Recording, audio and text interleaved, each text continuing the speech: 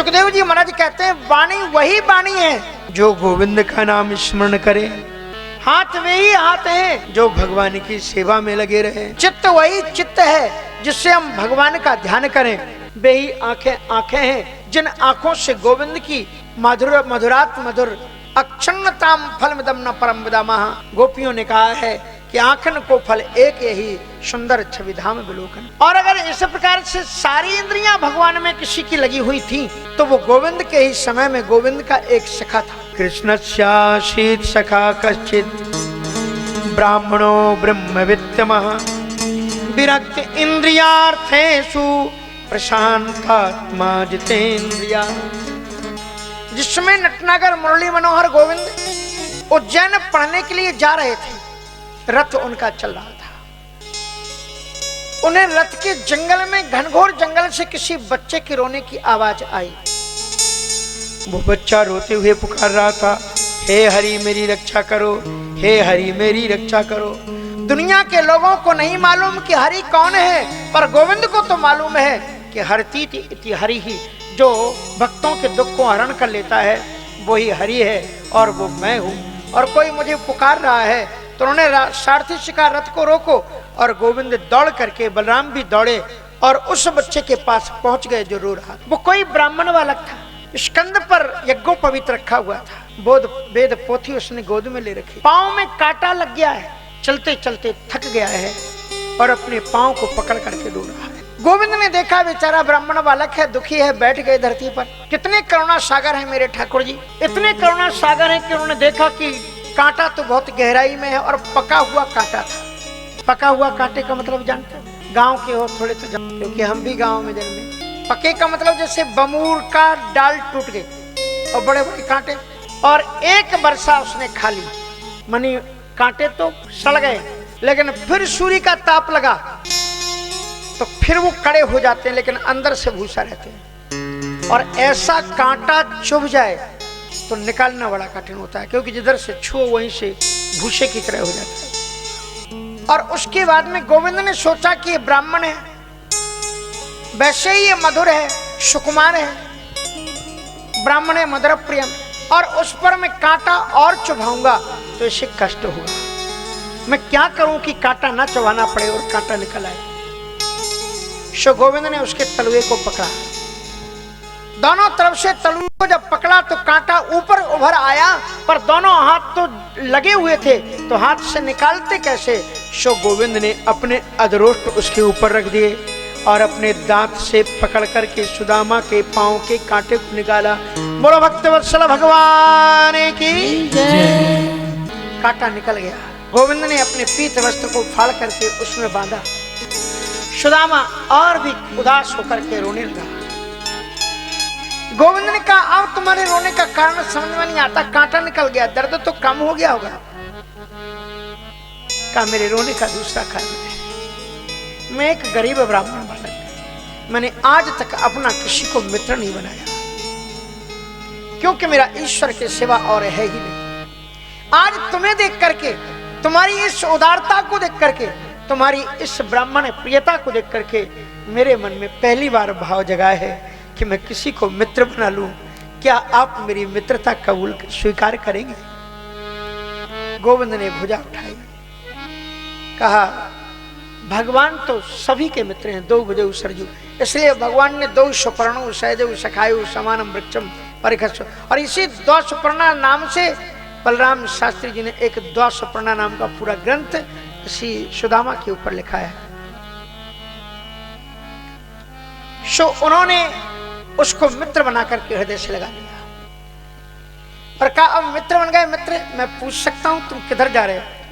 कहा मैं उज्जैन जा रहा हूं गुरुकुल में विद्याध्ययन करने के लिए, वेदाध्ययन करने के लिए। कहा देखो ना कितनी संयोग की बात ईश्वर ने मिलाई है, वहीं पर हम भी जा रहे हैं, ये रथ मेरा पास में खड़ा हुआ है, चलो हम दोनों चलते हैं। सुदामा ने कहा नहीं मैं तो बहुत गरीब ब्राह्मण हूं, आप राजकुमार हैं, रथ पर बैठ करके जाओ। बोले नहीं, जब मित्र बन गए तो देत लेत मन संक न धरई और बल अनुमान सदा हित करई। मित्र को एक दूसरे के काम आना चाहिए। रथ पर बैठाया और उज्जैन की पावन धरती पर सुदामा थका हुआ था, गोविंद के सिर में ही, गोविंद की गोद में ही सिर रख करके सो गया। संदीपन की आश्रम में उतरे। आज संदीपन ऋषि बड़े उदास थे, क्योंकि उनके गुरुजी ने कहा था कि तुम इतने निष्कलुष विद्यादान करने वाले हो, और विद्यादान करने से बढ़कर के दूसरा कोई दान नहीं है। इसलिए हमारे राष्ट्र के जो द्वितीय राष्ट्रपति हुए डॉक्टर सर्वपल्ली राधाकृष्णन जी, उन्होंने अपने जन्म को किस रूप में मनाया? शिक्षक दिवस के रूप में, कि इस देश का शिक्षक सबसे महान है, क्योंकि उससे द्वारा पढ़ने वाले लोग बड़े बड़े पदों पर पहुंच जाते हैं, लेकिन वो उसी तरह से उसी क्लास में स्कूल में पढ़ाता रहता है। उससे बड़ा कभी भी अपने आप को मत समझना, शिक्षक से बढ़कर। तो उन्होंने कहा कि तुम भेदभाव रहित शिक्षक हो,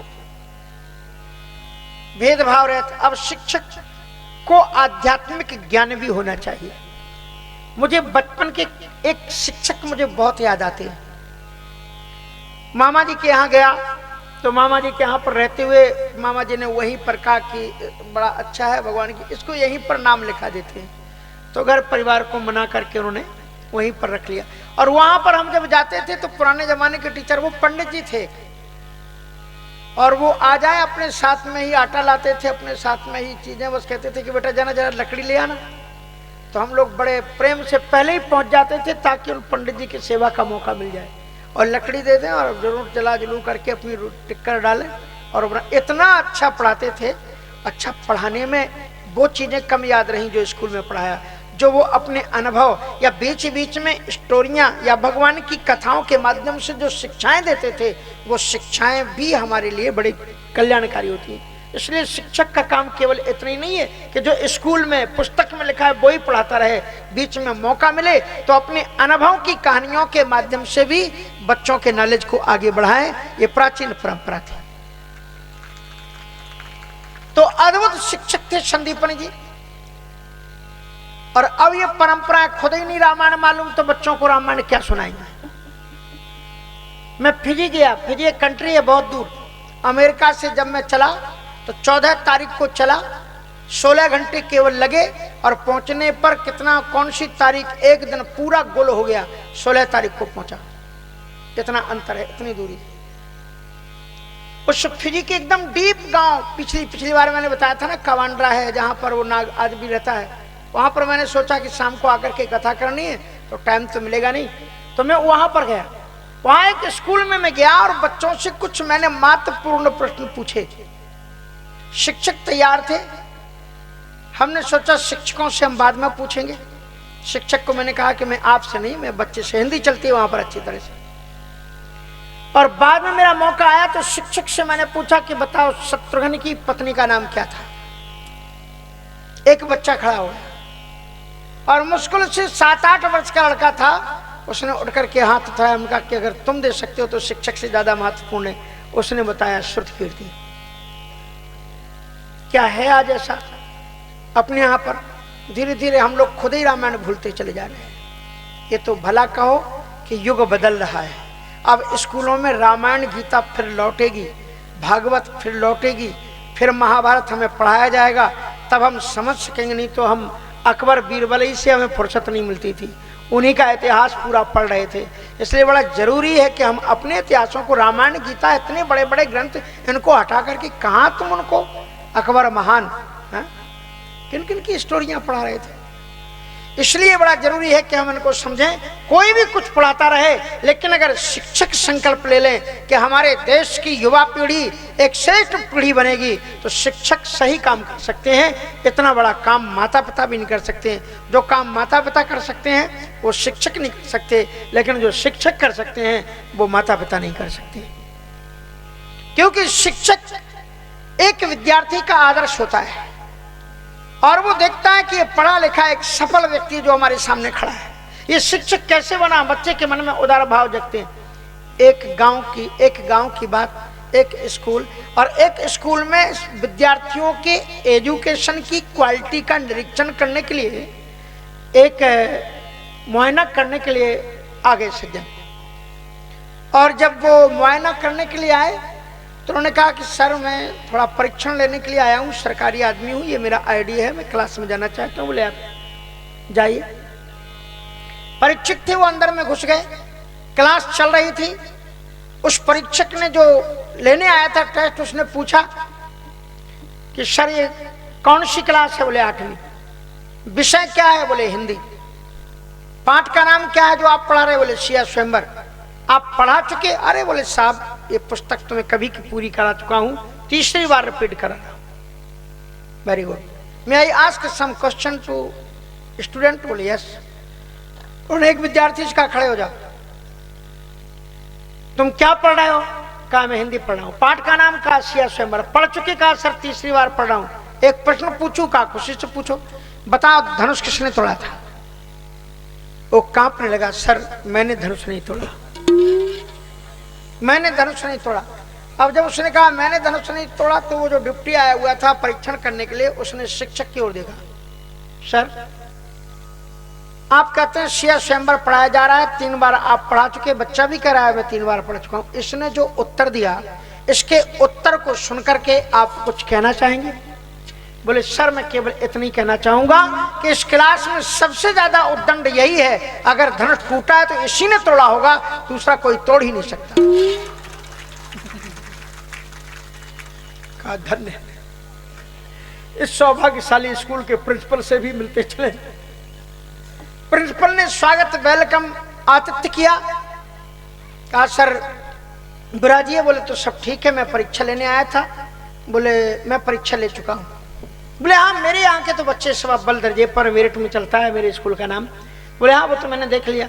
मैं एक स्कूल में गया, एक क्लास में गया, 8वीं क्लास का हिंदी पढ़ने वाला बच्चा, उससे मैंने पूछा जो सिया स्वयंवर का पाठ अभी अभी खत्म किया, मैंने उससे पूछा धनुष किसने तोड़ा था?